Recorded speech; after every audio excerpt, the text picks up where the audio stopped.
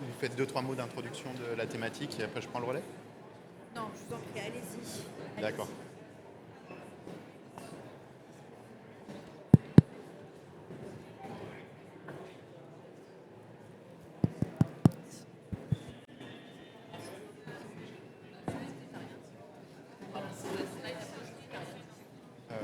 Je ne sais pas qui est en charge de ça, je vais demander.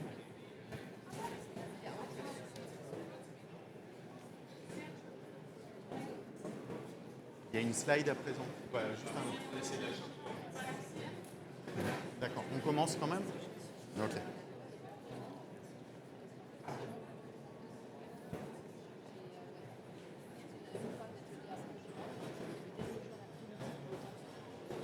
On commence.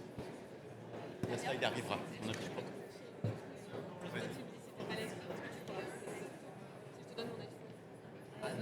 Non, on a un peu.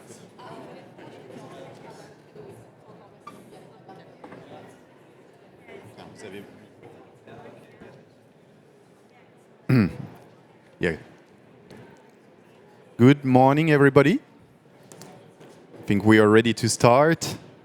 Few people still coming in. We have some seats in the front row. So let's rock it or green it. So thanks everybody for joining us this morning. We'll have two participants. I'm Vincent. I will be animating this session for the next 45 minutes. And I will start by asking these young ladies to introduce themselves. So who are you? What you're doing? Which company you're representing? And also, what brought you to sustainability? I'm starting. Hi everyone, I'm Laure, working in kShuttle. You will have the slides with our logo and the title of the session in a few minutes, I hope. So I'm Laure in kShuttle. I'm the head of sustainability solutions in kShuttle. I will present you kShuttle in a few minutes, but to answer your question, Vincent, why I'm here today talking about sustainability, it's both a question of opportunity at what moment in my career, just to shift to ESG. And it was a really good time for me because it was the time when I just began to discover what was happening and becoming conscious of what was changing in the climate, in society, in the environment, and etc. So everything was aligned, including stars, to just give me the opportunity to work in ESG. So that's why I'm here today. And I leave you the floor, Charlotte, and we will introduce our companies later on. Thank you. Good morning, everyone. So I'm Charlotte Jonchère, and to answer your question about why sustainability in my professional path, I think it's linked to my own convictions and values. I used to live a few years abroad in South America, and when I got back to France, I realized that I wanted to put my energy and the time, professional time, on sustainability matters. Thank you very much. Now asking a little bit more, what's your role, what's your objective, and how do you define your success? So, logos are coming, but kShuttle is a French software vendor with a global footprint in terms of clients and users. Our mission is to take the pen out of sustainability regulations and turn sustainability regulations into a strategic opportunity for our clients. And what we offer to our clients is what we call the extended regulatory platform. So it's a global platform to tackle all sustainability topics, including some finance topics to connect the dot between finance and sustainability. And the ExRP, Extended Regulatory Platform experience we offer to our clients relies on 4 layers. First one is our technological platform, which brings all the bricks to build our solution and to offer a technological answer to the holistic approach of regulation, having all sustainability data in one platform and then be able to report under CSRD, to report under GHG protocol and carbon footprint, to report under European taxonomy, to report under EcoVadis and CDP and any kind of other regulation frames.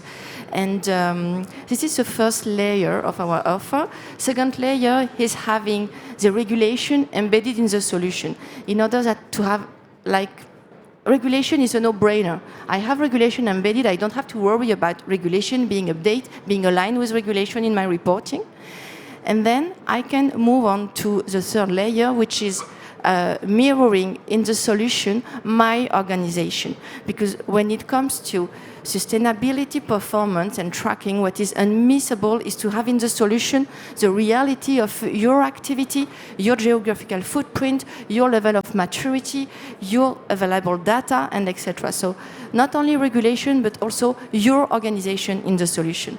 And the last layer, the last step, is to have in the platform all the analysis features to be able to understand your data, to monitor your sustainable performance, and to be able to have forecasting capabilities, capabilities like Proforma to rewrite the past without modifying disclosed and published data, and to work, for example, with year-over-year variation, to work with comparable scopes from years over years, and etc. So this is a global view of our ExRP, our extended regulatory platform we provide to our clients. Thank you very much. Charlotte?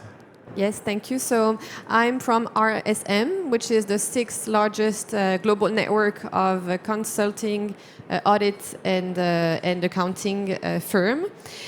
We operate in over 120 countries and with a workforce of 65,000 professionals worldwide.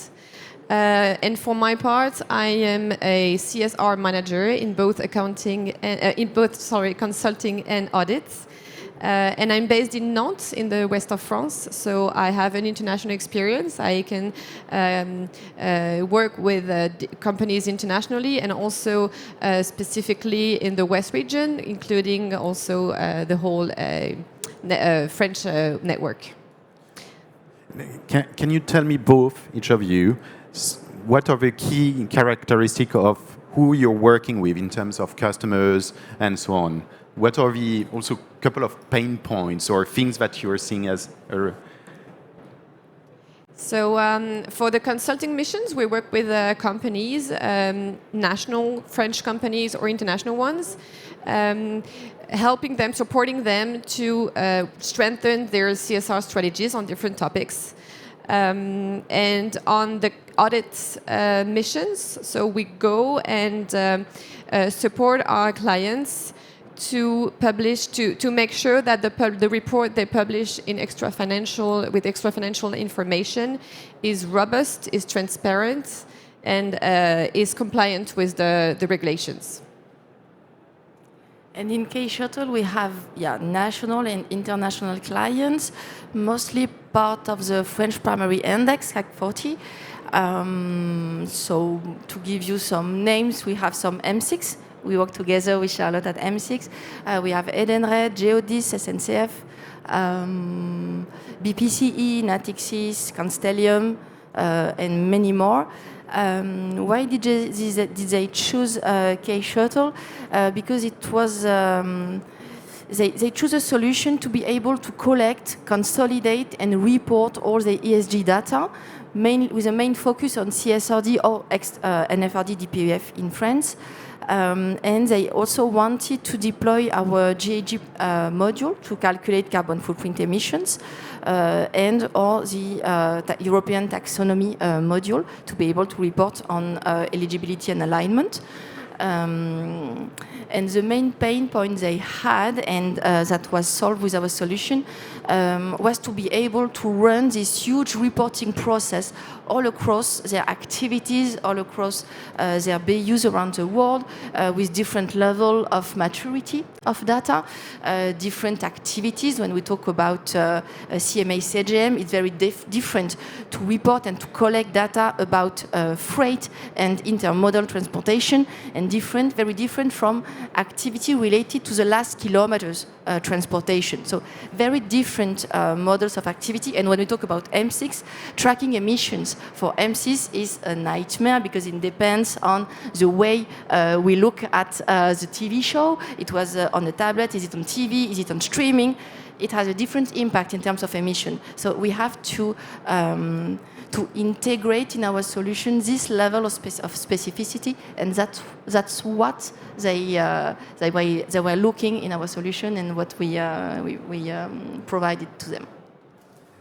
Thanks a lot. I'm just going to bring a little bit of, news that were happening. Everybody is hearing about Omnibus. How is it impacting you? How is it impacting your customers? What's our views and perspectives? Should we be patient, impatient, fearing it? So maybe we can go through a very brief recap of what's Omnibus and CSRD. Maybe a first answer to you.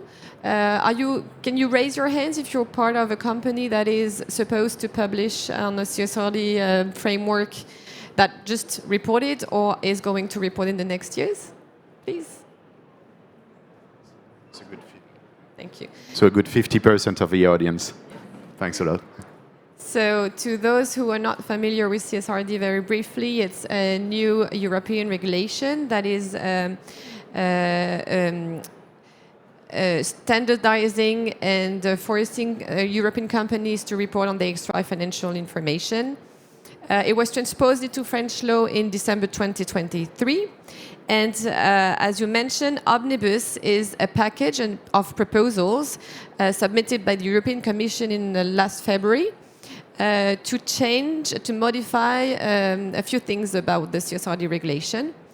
One of the main change is already amended. It's the stop the clock part of it. That gives a 2-year delay in the reporting for the companies of the so-called wave 2 and 3. So I'm not sure you're familiar with wave 1, 2, 3, 4. The CSRD is built to be implemented on different steps, different years. So the wave 1 just reported on the first exercise, the 2024 exercise, and the wave 2, 3, 4 are going to report in the following years. So the stop the clock directive will be transposed into the member states' laws, national laws, by the end of the year to give 2 years of delay to wave 2 and 3. The other part of it, the other changes proposed by the Commission are linking to the content of the CSRD regulation. One of the main changes suggested is to set a new discriminatory threshold at 1,000 employees, which scopes out 80% of the companies that was initially going to be within the scope of CSRD application.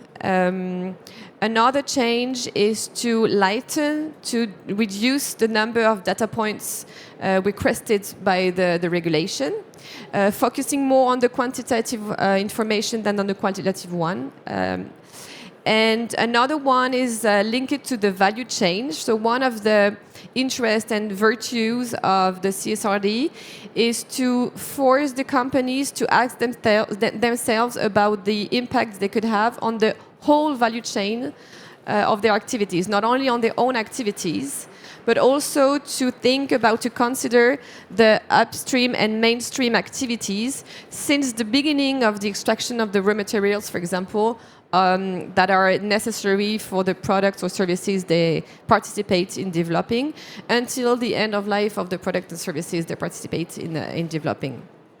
This is one of the big interest and virtue of the CSRD, and the Omnibus proposes to put a cap, so a value chain cap, a limit on what the big companies that follow beyond the CSRD implication can ask to their business partners. And this limit could be linked to the VSME framework. So maybe you are familiar with it. It was a work made by EFRAG. It's a framework given initially to the non-listed SMEs, so small and medium-sized businesses, to set a framework for the extra financial reports. It's the stability reports. It's a very light version of the CSRD regulation, and that could set a limit to the data that the companies will collect.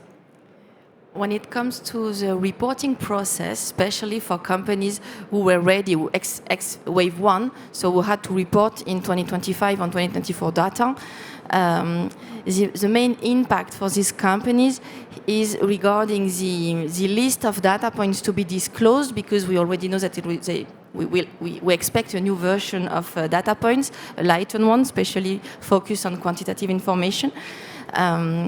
The main impact we see is that they had to disclose with the first set of ESRS.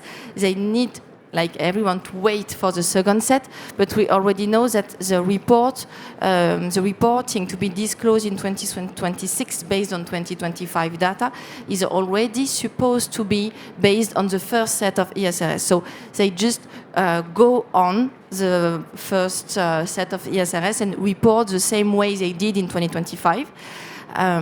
For the Wave 2 and for the reporting coming next, we are all waiting for the new release of ESRS, but what is sure is that given the huge list of data points expected, given the fact that we know set 2 will be focused on quantitative information and transition plan, we already know that the best thing to do for companies in 2025 is to focus on availability and reliability of quantitative metrics to be able to disclose something reliable and robust and trustworthy in 2026. And to work on the transition plan, because obviously CSRD and Omnibus won't change the expectation from stakeholders and from auditors regarding trustworthiness of the transition plan. So impact of Omnibus, basically in 2025, just keep on the ESRS for Wave 1 companies, and then work on metrics, quantitative metrics, and on transition plan for 2026. And maybe just to go back to the new threshold at 1,000 employees, the companies that are scoping out of the CSRD due to it, it's only a proposal until now. So first, it's not set yet. And second, even if you're below this threshold, our recommendation would be to consider the double materiality assessment that we might describe a little bit in more details furthermore. To go through this very strategic exercise, it's very structuring for your CSR strategy, and not only the CSR, but also your business model strategy. And to consider voluntary reporting, because as Laure just said, your stakeholders, your financial institution you work with, your large accounts in your value chain will have to report on some data, and you will have to share with them your own data. So it might be a good recommendation to consider voluntary reporting. Thanks a lot.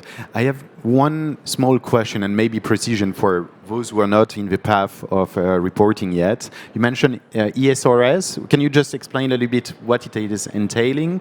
And after, I will have a second question. And you mentioned a lot of data points and so on. Where does it start? Where the process is initiated? I'm hearing things like double materiality. If you can start explaining these elements, that would be helpful. I go with ESRS. Regarding the ESRS, yes, sorry, because ESG is really the more alphabetical soup I know.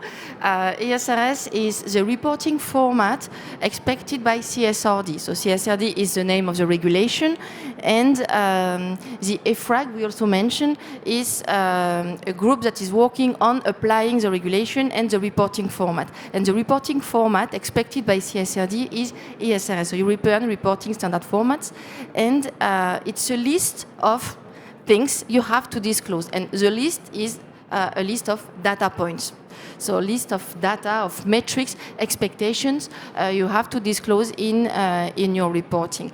The first set of ESRS has been disclosed, and Omnibus is proposed a new set, lightened set of ESRS that is supposed to be released in the end of the year or beginning of 2026. So that's why the next reporting of CSRD won't be based on the new set of ESRS, because it won't be ready.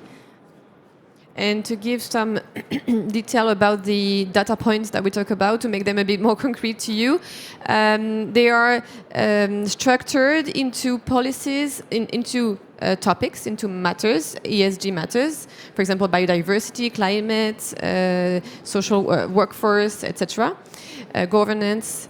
And inside these, the data points are structured into policies, action plans, targets, and metrics. So it's both qualitative and quantitative information. The data points are not only the metrics, but also how you explain your policies, your actions that you implemented on the different topics.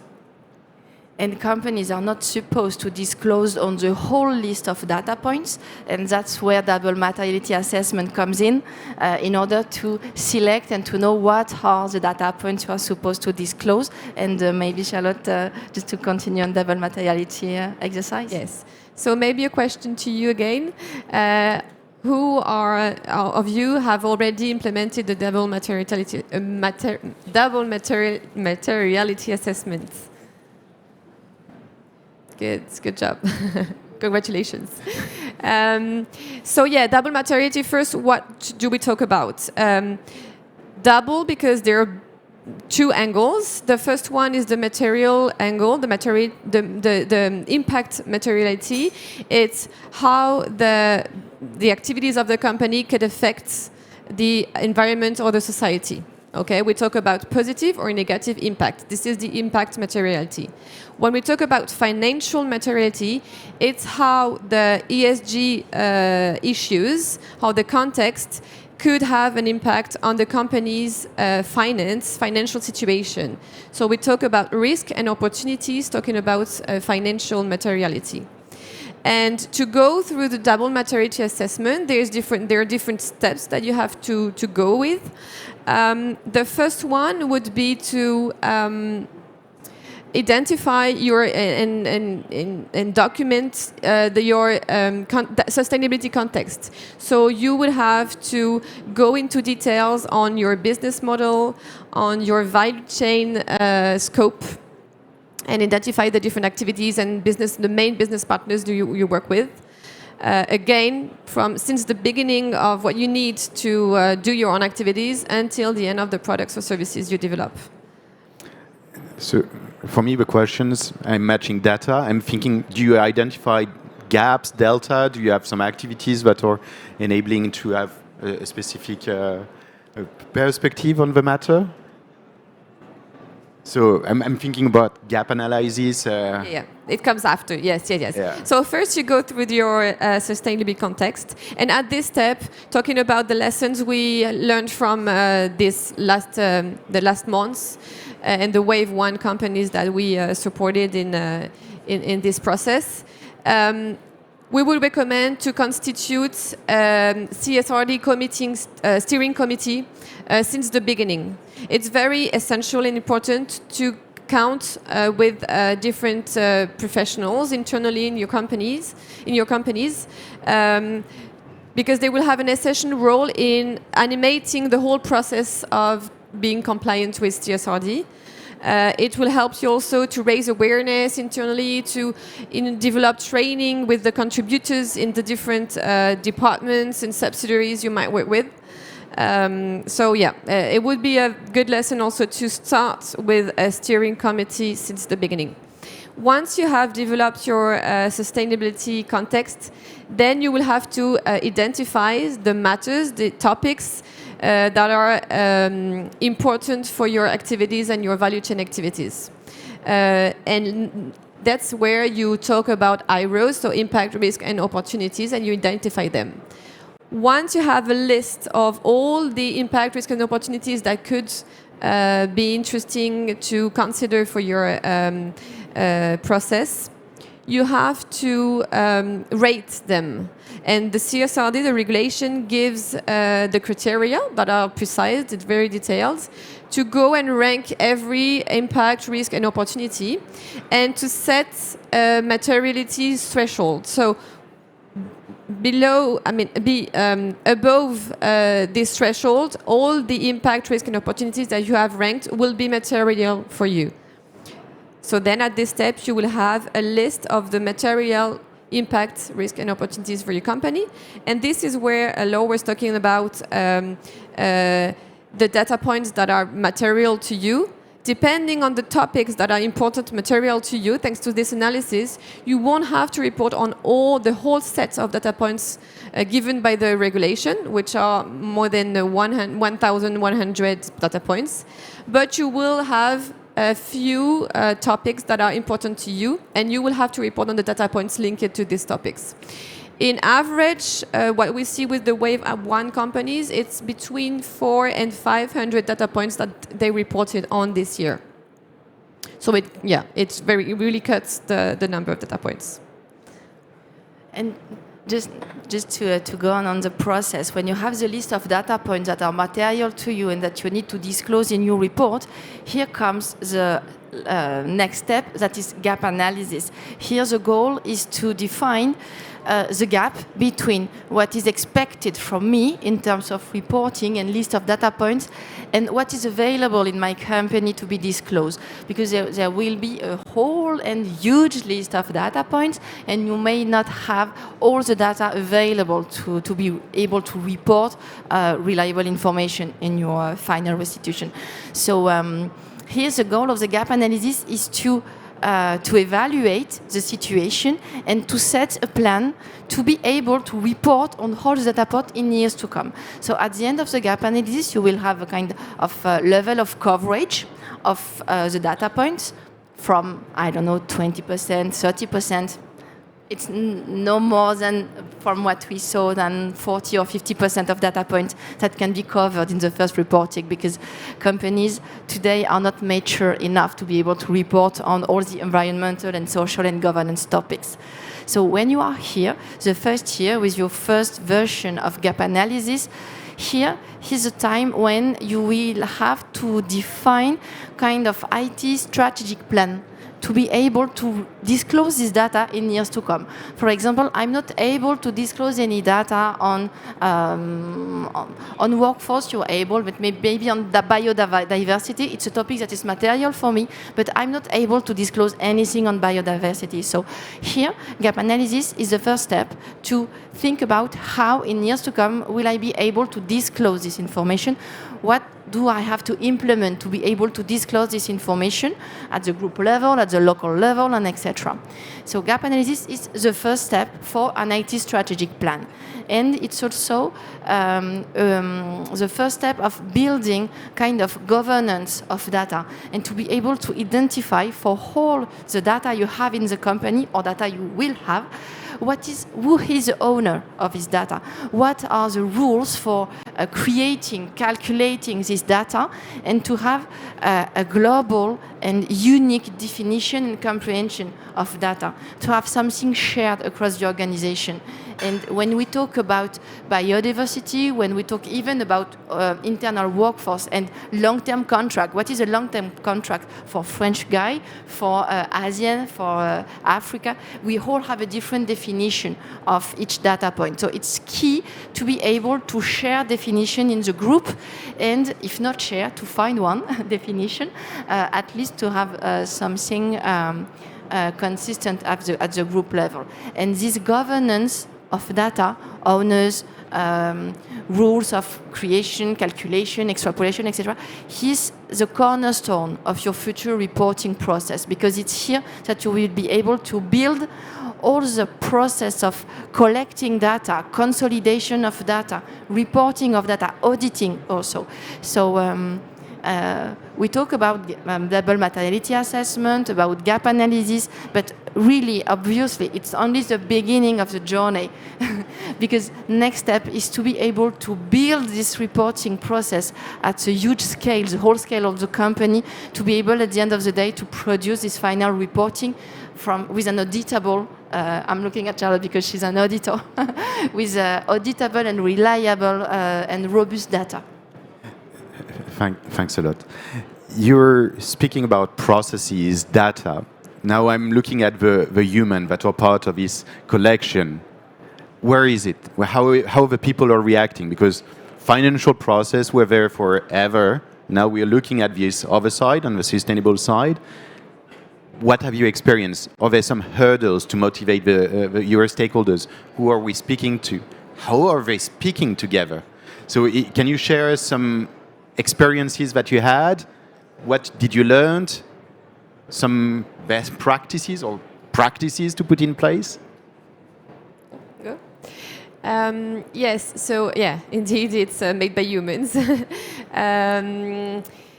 Well, that's why I was talking about the steering committee. It's really one of the best practices that we have recommended and seen in the customers that we work with. CSRD is a long and strong process to be compliant with. The regulation, the text of the regulation, you need some time to be able to be familiar with it. And that's why it needs some training, some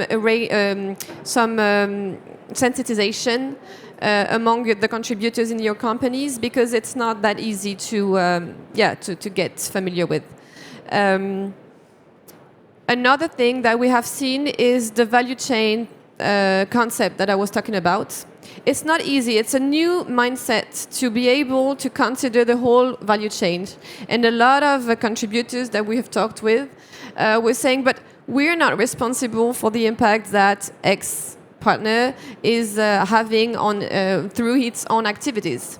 Indeed, the CSRD, what it says is that a company is developing a product or service, and everything that comes into the process of developing it should be a responsibility for this company. And that's where it gets interesting, because it's where you can also change your business model and the business model of the whole activity that you participate in.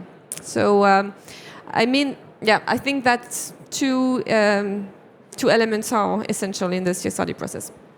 Sponsorship at the highest level is really a key, because from a strictly economical point of view, companies were working really well without CSRD and before CSRD. So in the current board and COMEX, people are not especially conscious or affected or aware of about ESG matters. So if you don't have in the company strong sponsorship or presence at the highest level, you won't be able to onboard everyone, every activity, every direction, every local guy in this process, and you won't be able to shift the philosophy of the company if you don't have this highest sponsorships possible.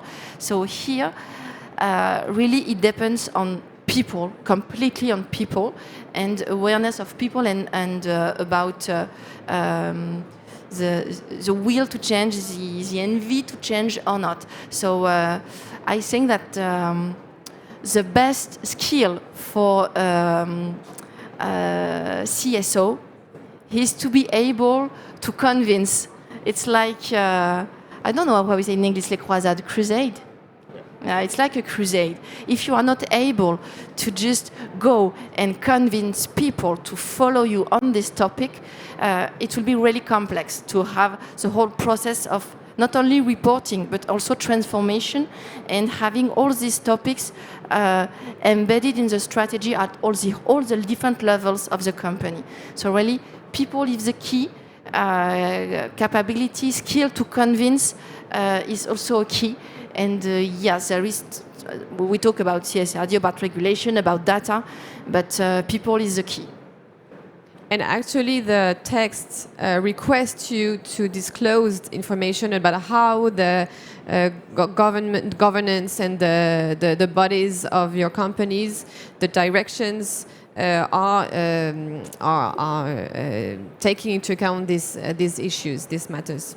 There's a lot of data points on the G1, the governance, and on the first general information parts. That requires you to develop on how your direction, on how your board of trustees are aware of it, are participating into it. So you were making a reference to hundreds of data points. So for me, that's very equivalent to some extent to the financial reporting to some extent. From setting up the first process to building up. I would say an operative model behind it. Can you share a little bit what are some key success factors that you have identified? From a more software point of view, once you have all your reporting process defined, including people engaged in the process, what can be a key for to report and to be able to streamline this process of reporting is to find in your tool, is to have a tool first, because reporting under CSRD in Excel, you can try, you can do it, maybe you've done it. It's not impossible, it's just a nightmare. So Excel is great, but not for CSRD reporting, not for auditing, and not for the trustworthiness of your reporting and your commitments. So first, you need a tool to strengthen your reporting process. And in this tool, you may find a lot of capabilities that enable you to focus on something else than just collecting data. And in your tool, you can have consistency checks embedded so that you can have more robust data directly from the beginning. You can have workflows, so validation steps at each level of your company. So when data is input at the local level and validated at the regional level and then validated at the group level, you are sure that what you are going to disclose is validated and sure, and you can rely on what you have. So from a software point of view, the key is to find features that enables you to be confident in what you are disclosing and confident in the consolidation rule, for example. It's very accurate maybe, but when we talk about frequency rate, if you work in an industrial group, when you calculate frequency rate, when you calculate gender equity, for example, we talk about percentage. But in CSRD, you will have also to report kilometers, kilowatt per hours, any kind of units. And all of these units, maybe in some countries, you will have to collect data on a yearly point of view, in other on a monthly base, other on quarterly base or whatever. So you have all this mix of data, and here it's where a tool can help, having precise consolidation rules to be able to have things collected at all possible levels in any kind of units, with unit transformation, to be able to talk in tons with someone and in kilograms or miles of kilometers, whatever. And then to be able to convert everything and consolidate correctly percentages, kilometers and units, CO2s, and etc. So here is where a tool can help on your process, having all these features already embedded, so you won't think about, am I consolidating right this topic? The tool is doing it for you. So you just focus on your real added value on this topic and on people and strategical change and transformation.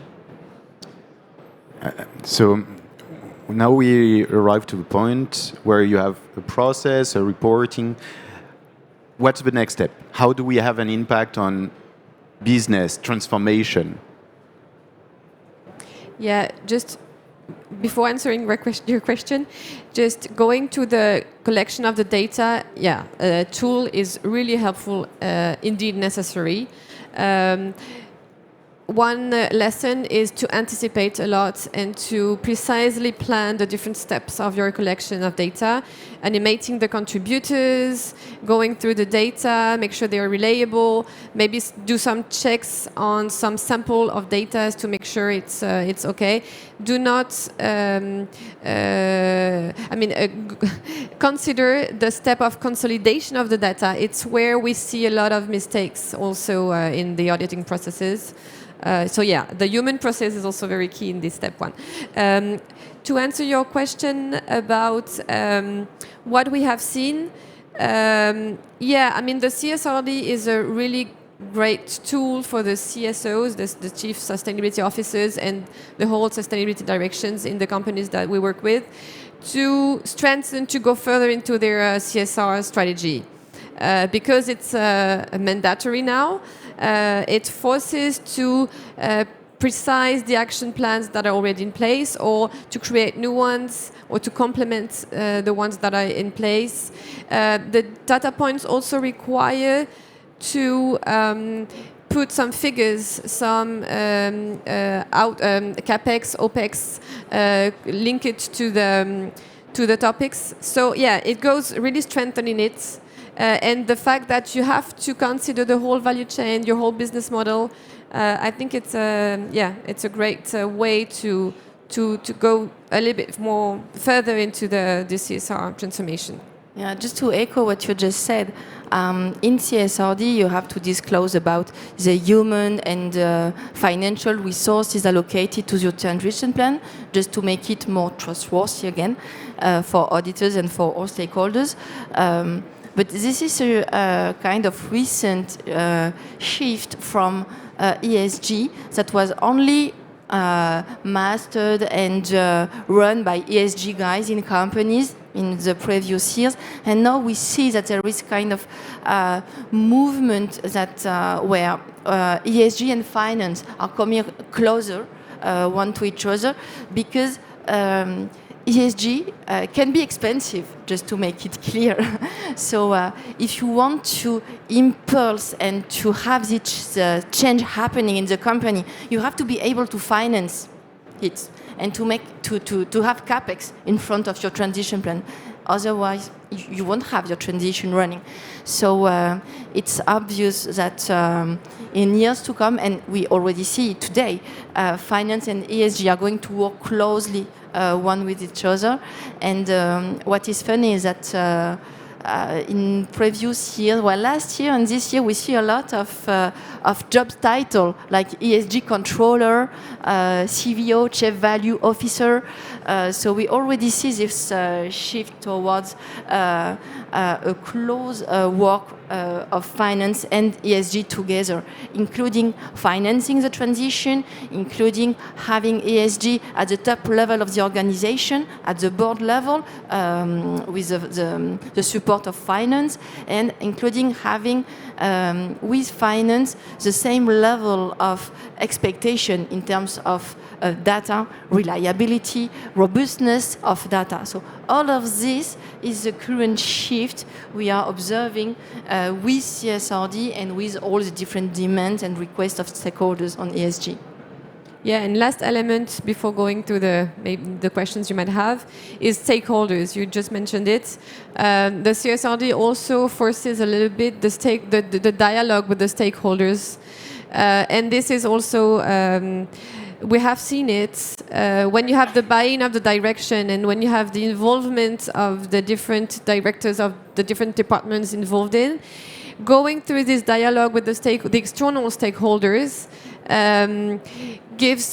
put some strengths into your own business model, because you can interact with them and identify new opportunities or risks and change maybe your value chain approach or the way you organize your activities on your own territory. So it's a very valuable process too, and this element about discussing with your stakeholders is also essential.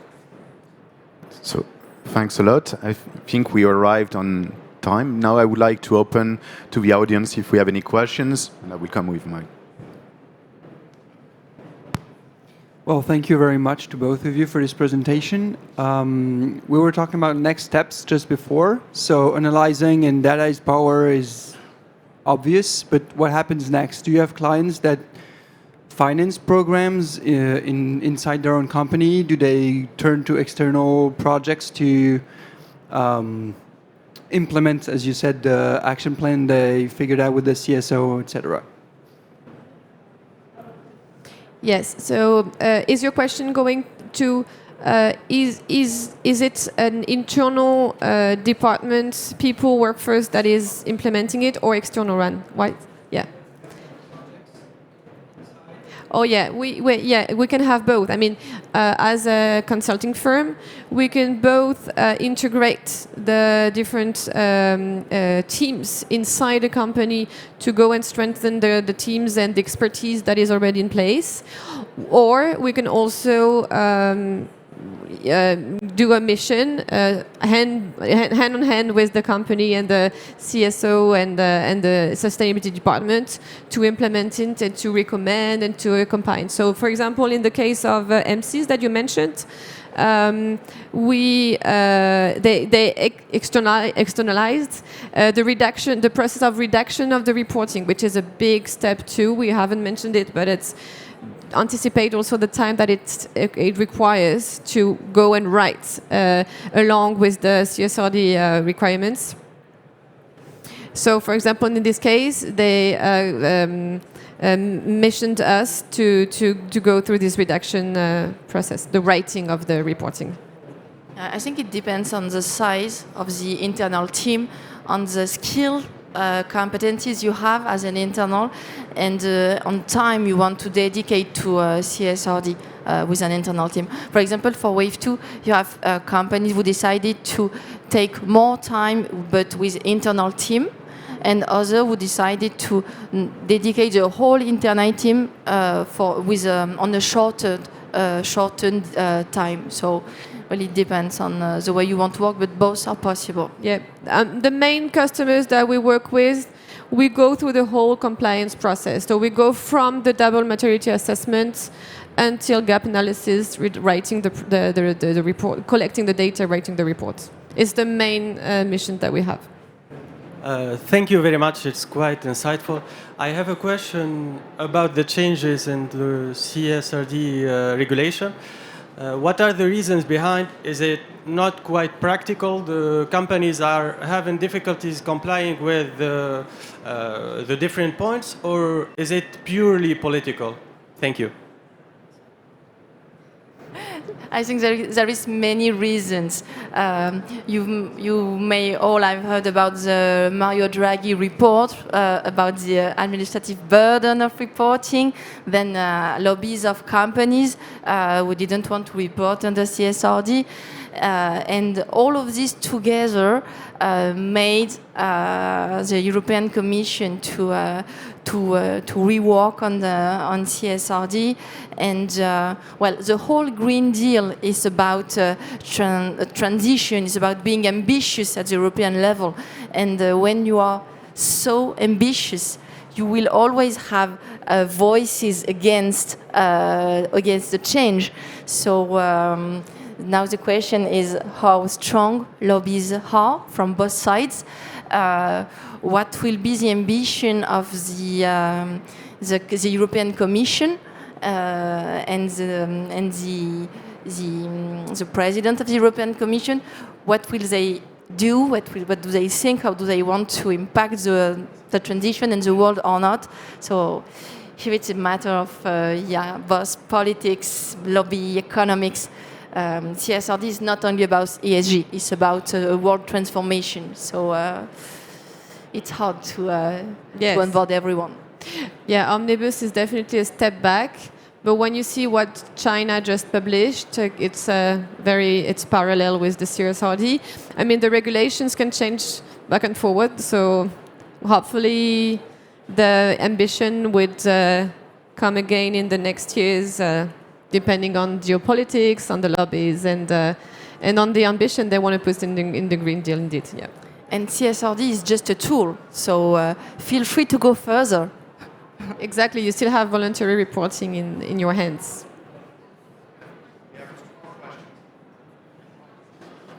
Excuse me if you probably already answered and I missed it. Does external NGOs also... Can you hear me? No. No? Yeah. Can you hear me now? Okay, sorry. Do external NGOs, are they also part of the CSRD reporting? Because I work for an NGO. We have the biggest tree planting platform in the world and do youth empowerment and stuff, but we're no experts in the reporting.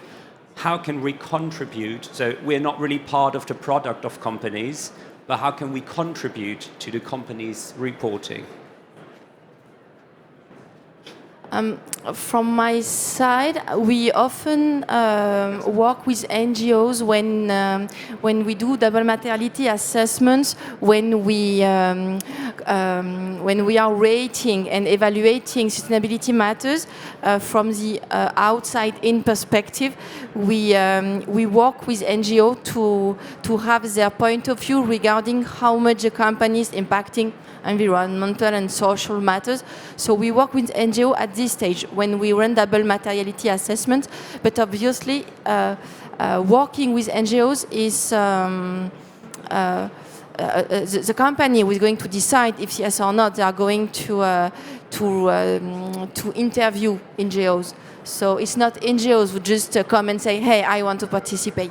It's companies who decide to interview or not. But this is where we see NGOs. And we also see NGOs claiming against some reporting and greenwashing on reporting.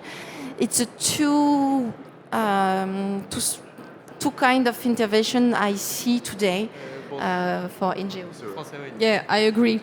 And the clients that we accompanied with the CSRD compliance process, actually, yes, at the double materiality assessment, we invite them to put in at the table the NGOs they are linked to, they are confident with, because it's very important to have their to make sure that their interest is represented into the assessment that they're doing.